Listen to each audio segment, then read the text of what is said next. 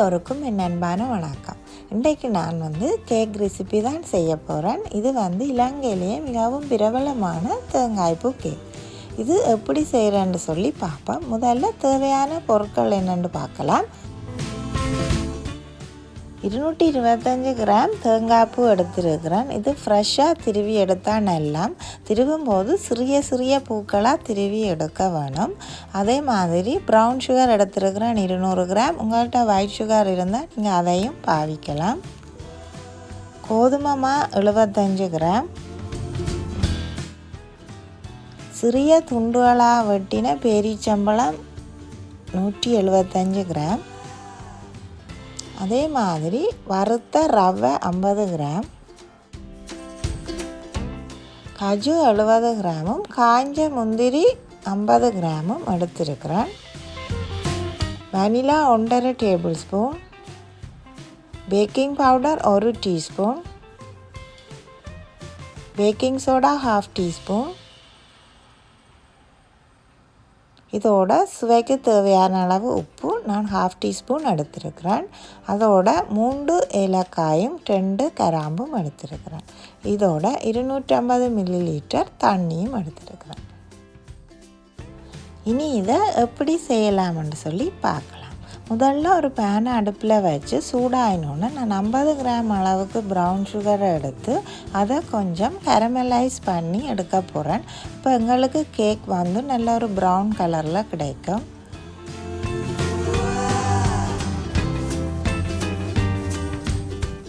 அடுப்பை மீடியமுக்கும் குறைவாக வச்சுக்கொண்டு இந்த மாதிரி நாங்கள் கலந்து விடையக்குள்ள அந்த சுகர் உருகி இப்படி ஒரு பதத்துக்கு வரும்.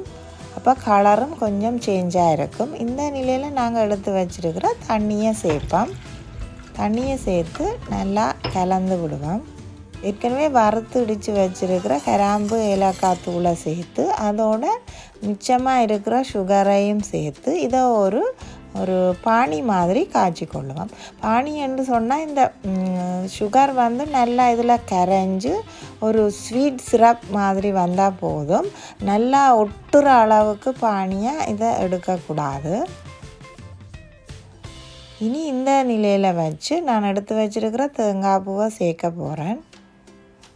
தேங்காய் பூ தான் இதுக்கு தேவையான முதன்மையான பொருள். அதை நாங்கள் சேர்த்து நல்லா அப்படி கிளறி விட்டு கொள்ளுவோம்.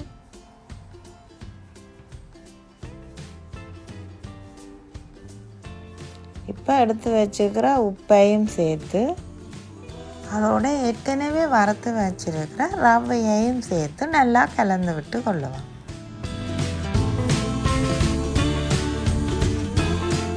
இப்போ இந்த கலவையெல்லாம் நல்லா சூடாகி இந்த மாதிரி ஒரு பதத்துக்கு வருது.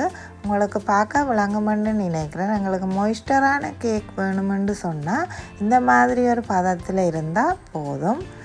இனி இதை அடுப்பை ஆஃப் பண்ணி ஆற விடுவோம். இப்போ நாங்கள் எடுத்து வச்சுக்கிற பேரிச்சம்பழத்துக்கு லேசான சுடுதண்ணி சேர்த்து கொஞ்சமாக இந்த மாதிரி சேர்த்தா போதும். அதை நல்லா கலந்து விட்டு கொள்ளுவோம்.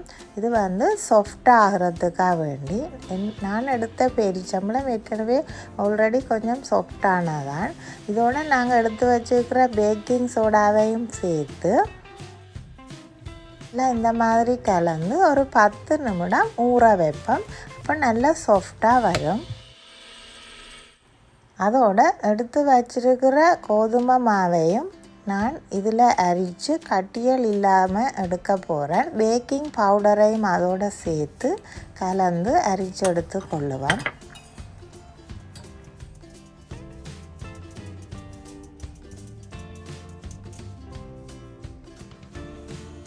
அதுக்கு பிறகு நான் இந்த மாதிரி ஒரு பேக்கிங் ட்ரே எடுத்து கொஞ்சமாக பட்டர் பூசி வச்சுருக்கிறேன்.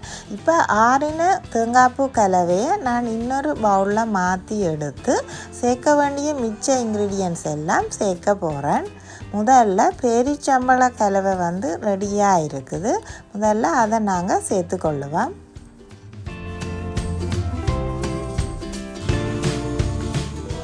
இப்போ பேரிச்சம்பழ கலவையோடு நல்லா கலந்து விட்ட பிறகு நாங்கள் எடுத்து வச்சுருக்கிற காஜு ப்ளம்ஸையும் இதோடு சேர்த்து நல்லா கலந்து விடுவோம்.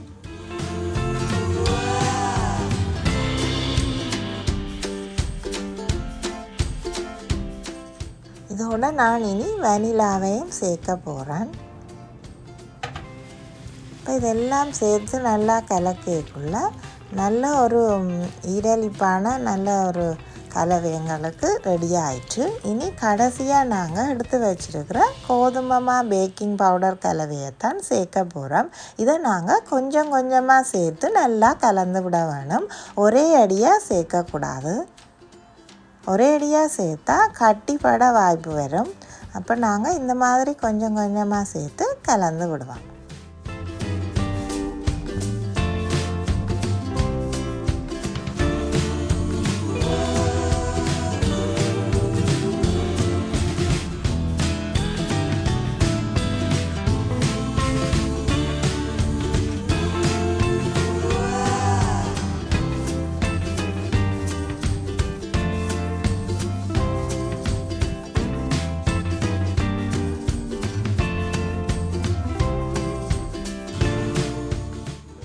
எங்களுக்கு தேங்காய்ப்பூ கேக் கலவை சூப்பராக ரெடி ஆயிட்டு. இனி இதை பேக்கிங் ட்ரேயில் சேர்த்து நல்லா பரவி விட்டு கொள்ளுவோம்.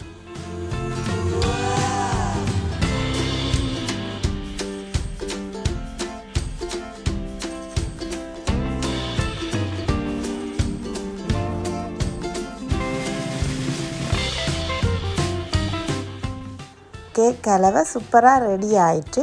நான் இதை ஏற்கனவே ப்ரீஹீட் பண்ணி வச்சுருக்கிறேன் 160 பாகசியில் ஒரு 70 நிமிஷத்துக்கு பேக் பண்ணி எடுக்க போகிறேன். 160 பாகசியில் 70 நிமிடம் பேக் பண்ண பிறகு எங்களுக்கு வாசனையான அருமையான தேங்காய்ப்பூ கேக் ரெடி ஆகிட்டு. இந்த மாதிரி ஒரு குச்சி வச்சு நீங்கள் வெந்துட்டான்னு சொல்லி குத்தி பார்த்து கொள்ளலாம். இப்போ நாங்கள் இனி இதை கட் பண்ணி எப்படி இருக்குன்னு சொல்லி பார்ப்போம். ஒரு 10 நிமிடம் நான் ஆற விட்ட பிறகு இப்போ கட் பண்ணுறேன். கட் பண்ணிங்களும் நல்லா கிறிஸ்பியாக இருக்குது. அவுட்டர் லேயர் உள்ளுக்குள்ளே இருக்கிறது எப்படி இருக்குன்னு சொல்லி பார்ப்போம்.